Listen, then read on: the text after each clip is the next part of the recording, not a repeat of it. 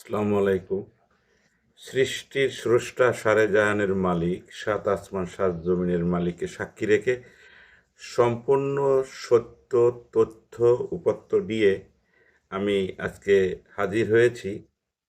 আমরা যারা সমাজে বাস করি, আমরা যারা পরিবারে বাস করি, আমরা যারা সবার সাথে মিলেমিশে একসাথে বসবাস করি, আমাদের জীবনে বিভিন্ন ধরনের সমস্যার সম্মুখীন হতে হয়।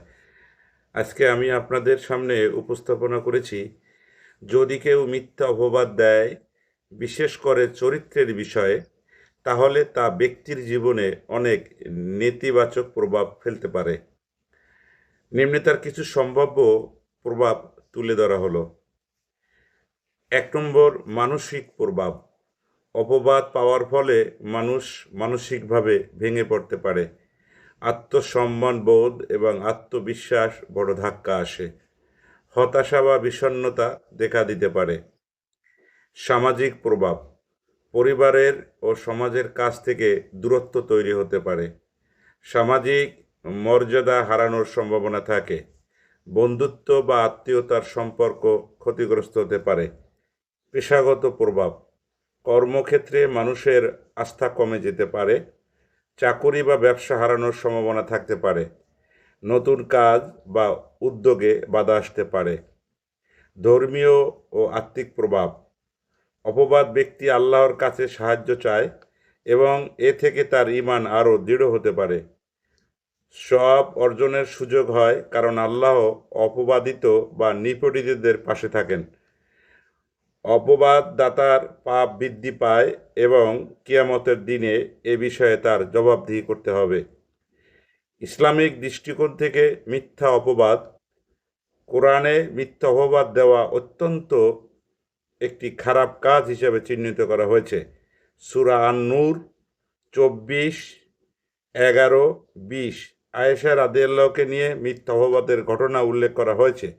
এতে আল্লাহ মিথ্যা অপবাদদাতাদের কঠোর শাস্তির কথা বলেছেন। মিথ্যা অপবাদ দেওয়া গীবত ও পরনিন্দার মতোই হারাম। সূরা আল হুজরাত ৪৯, ১২। আসুন আমরা মিথ্যা অপবাদ থেকে দূরে থাকি, মানুষকে মিথ্যা অপবাদ দিয়ে এই সমস্যার ভিতরে আমরা ফেলে না দিই। আল্লাহ সবাই ভালো থাকুন, সুস্থ থাকুন।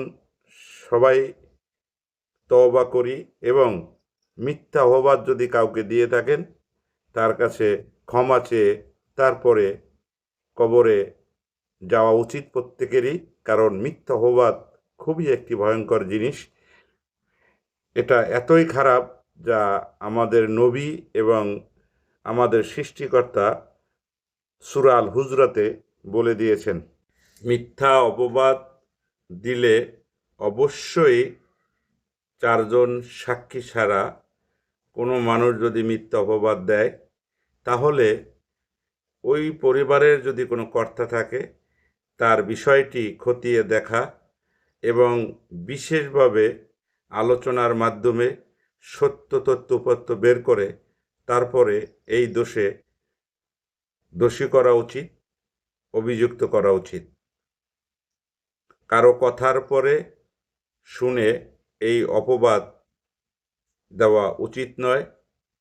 ঘরের যে কর্তা থাকে তার অবশ্যই এই অপবাদের সত্যতা যাচাই করা উচিত।